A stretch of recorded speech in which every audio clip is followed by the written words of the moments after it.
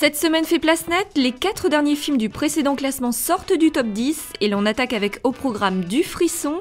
Entre de premiers émois et une variation vampirique en quête d'hémoglobine, Laisse-moi entrer, seconde adaptation après Morse en 2008 du roman de Lindqvist, portait une lourde charge. Le cinéaste Matt Reeves, à qui l'on doit notamment Cloverfield, s'en tire correctement, mais le public peine à se laisser convaincre, à peine 65 000 entrées à sa sortie dans 121 salles. En 4e place, Donnant, la dernière comédie d'Isabelle Mergo, réunit péniblement 225 237 spectateurs, malgré ses 505 copies et une campagne de promotion aux petits oignons. Poussée par le succès de Je vous trouve très beau, puis d'Enfin veuve, la réalisatrice n'obtient guère les suffrages de la critique, malgré le retour à la comédie de Daniel Auteuil.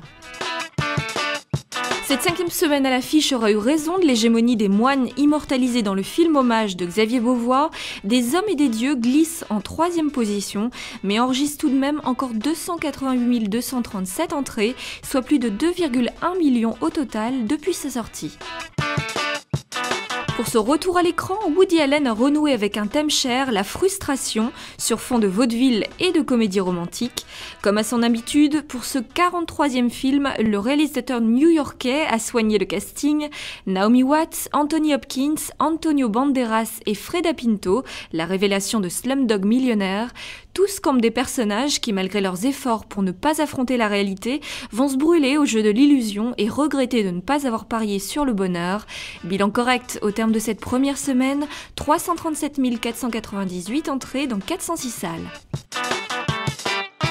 Et le vrai carton de la semaine, c'est le dernier film d'animation en 3D d'Universal Pictures, des réalisateurs Pierre Coffin et Chris Renaud, un petit bijou d'humour qui réjouit les adultes et un univers ultra original dont le personnage principal, un géant à la mine patibulaire, le plus grand vilain de tous les temps, se retrouve confronté à sa plus dure épreuve, 3 fillettes prénommées Margot, Edith et Agnès.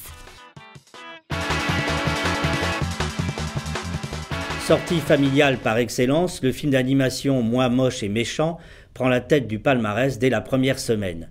Il coiffe au poteau la nouvelle comédie de Woody Allen, Vous allez rencontrer un bel et sombre inconnu, preuve que le cinéaste new-yorkais a toujours ses fans en France, même s'il fait un peu moins bien que les 565 395 spectateurs qui avaient vu Vicky Cristina Barcelona dans une combinaison d'écran semblable. Au bout de 5 semaines, le film de Xavier Beauvois, Des hommes et des dieux, a cédé sa première place, mais il dépasse tout de même le cap des 2 millions de spectateurs et profite toujours d'un excellent bouche à oreille. Enfin, le perdant-perdant de la semaine, c'est Isabelle Mergo avec sa nouvelle comédie Donnant, qui remplit à peine la moitié de ses 505 écrans. Reste à savoir si ce moche et méchant saura résister la semaine prochaine à l'arrivée du dernier Besson, Arthur III, La guerre des deux mondes, et surtout à The Social Network, le film événement sur le phénomène Facebook.